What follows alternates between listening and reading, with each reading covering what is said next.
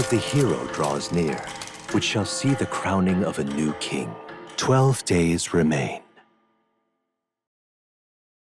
The day has begun, and we're fully prepared to take on whatever's waiting for us in the Dragon Temple as we get going, and the mandatory MP boost, of course.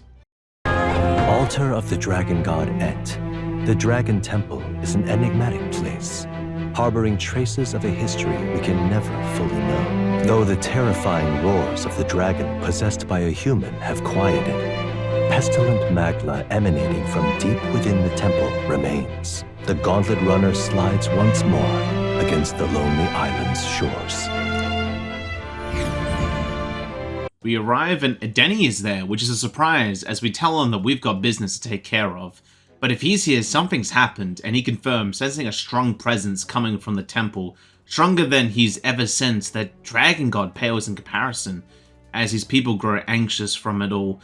As we decide to explain the issue that's going down here, he listens and understands that something has unleashed in the temple from the trial of the dragon, as he explains to us a little history about the lance and refers to a fairy, which we can only assume is Agrica, as we tell Denny to leave it to us, as we've caused this after all, and he agrees to that, but wants to ask me a question. Since I seek for the throne, what qualities are desired in a king? I say the will to see the future realized. He replies with his own belief that a ruler must have the strength to hold fast to a faraway future despite the present. And with that, he wishes us the best in this as we push onwards.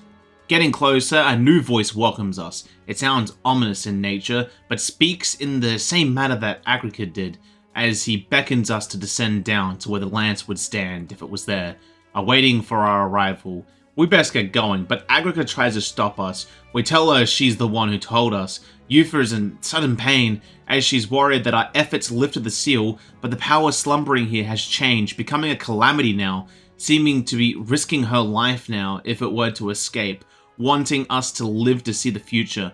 But she must know by now, that's not how I play ball, and Agrica is in danger, and hey, we save anyone that's in danger. And with all that, we go inside the temple and face whatever's awaiting us. With our arrival, Agrica complains that we came to save her, even if she told us not to. But we've got to do this, it's a part of the trial after all, as she complains more about us risking our own lives. But I mean, we've been doing this for the better part of like half a year, so nothing really new, just a stronger foe, that's all.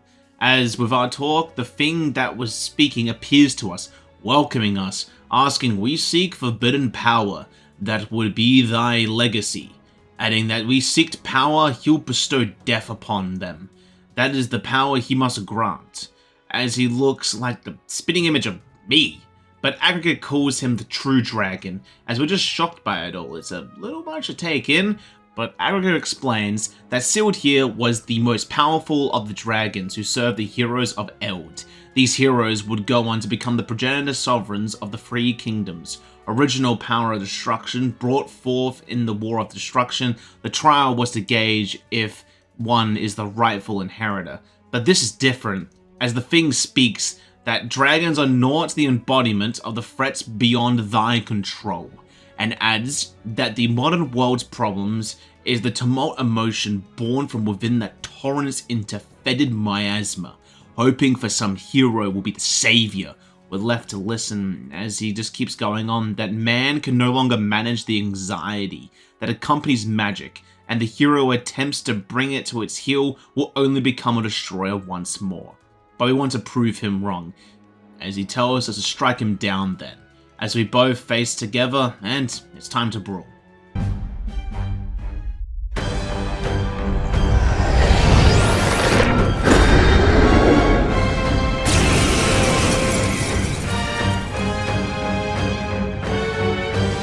The only thing I'll add before playing the full fight is I must use multiple debilitates so that the dragon can waste the first turn using Heat Riser and then kill him right after. But with that all said and done, let's just play it. Look just like us!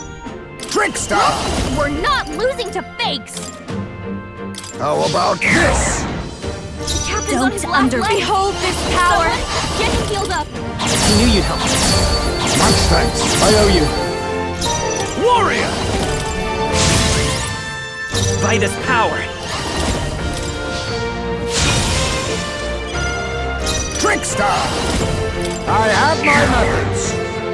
This'll be over. Your turn. After me! Get him!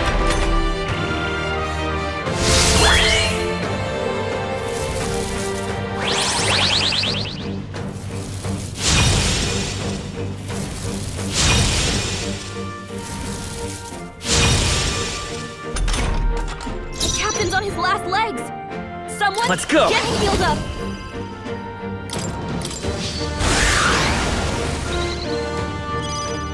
Face me! How about this? This is just what I need. This might sting. I can't. Let's make an end of it. Get after it, no. Lend me your strength. All right, let's go. Nice hit. That was Trickster! perfect. I have my methods. This'll be. No one here fights alone. You can do this. That helped. Quite a boon. Well, thanks. Give me your aid. Get him. Not done yet. Let's work together. We'll team up. How's this?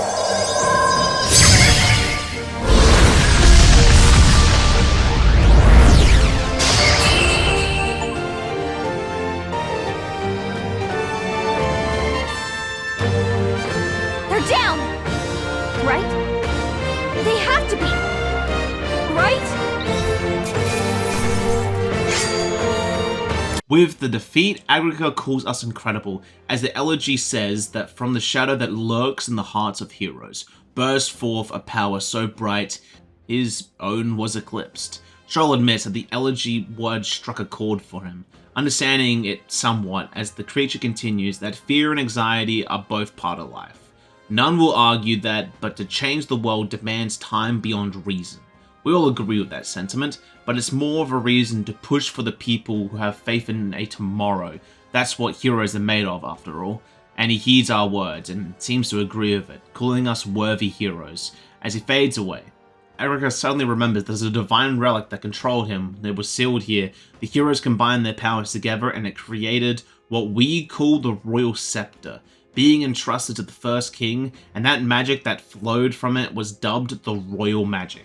As Gallica is shocked not knowing she was that old, as Agrica admits that she was a lot like her, the guide for the king, his friend, naming her to protect the land and his legacy.